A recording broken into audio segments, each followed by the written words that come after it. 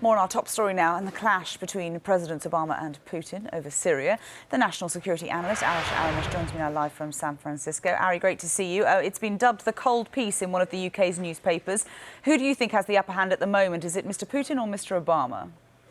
It's the first time that the two leaders have met since the Russian invasion of Ukraine, the annexation of Crimea, and also Russia's direct support in eastern Ukraine for Russian separatists and Russian-backed separatists. At the moment, it seems that Mr. Putin is trying to expand his sphere of influence, not just in Eastern Europe, not just trying to enhance his position in Ukraine, but also dig in harder in the Mideast. There's a clear lack of interest coming from the West when it comes down to Syria, especially to the Mideast. And this sort of pivot to Asia has created a sort of a power vacuum for players such as Russia to come in, to expand their sphere of influence, and also to support old allies such as Iran and Russia. So for now, I would say Putin is one step ahead. At the same time, again, since Obama is not really that interested in the region, or perhaps doesn't see Syria to be one of those vital pieces of interest for U.S. vital interest, he sees Asia to be that. Maybe he's not really even that interested to commit strategic assets to that. And let's talk about Syria specifically then. If we do see some sort of cooperation between the US and Russia, could this then provide a lifeline to Bashar al-Assad in his quest to stay in power? Clearly so.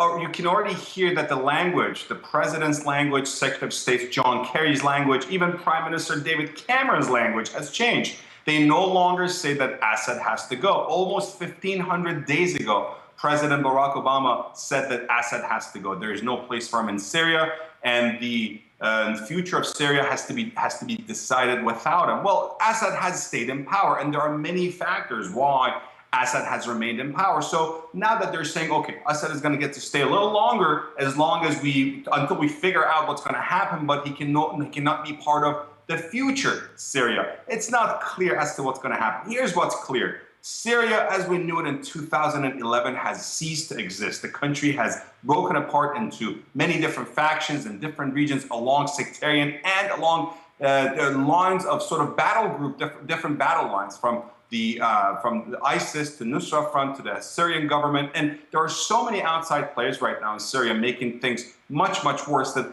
unfortunately, I do not see a bright light at the end of this tunnel. One of those players, of course, in the region is Iran. We know that Hassan Rouhani has also been at the UN General Assembly in New York this week. What role is Iran playing, though, in this ongoing Syrian conflict?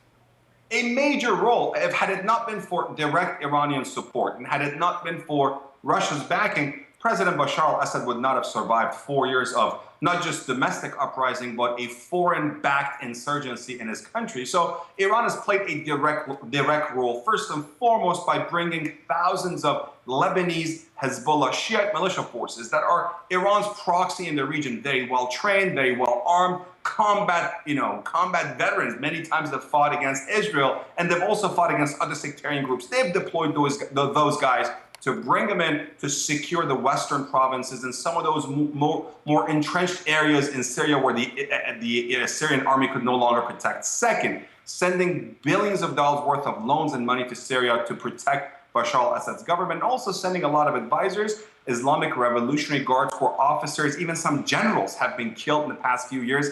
Iran has played a direct role. Here's the thing, though. It's not Rouhani's call. These questions as to where Iran gets involved, where to send troops to, and what to do in terms of regional national security issues are way above Rouhani's pay grade. It's Ayatollah Ali Khamenei, the supreme leader, and key members of the Islamic Revolutionary Guards Corps, such as General Qasem Soleimani, who make those decisions. But Iran does play a major role, and we heard today President Obama say that the U.S. is ready to work with Iran and Russia, which is the first time we hear that, Iran and Russia, to bring a solution to the Syrian crisis.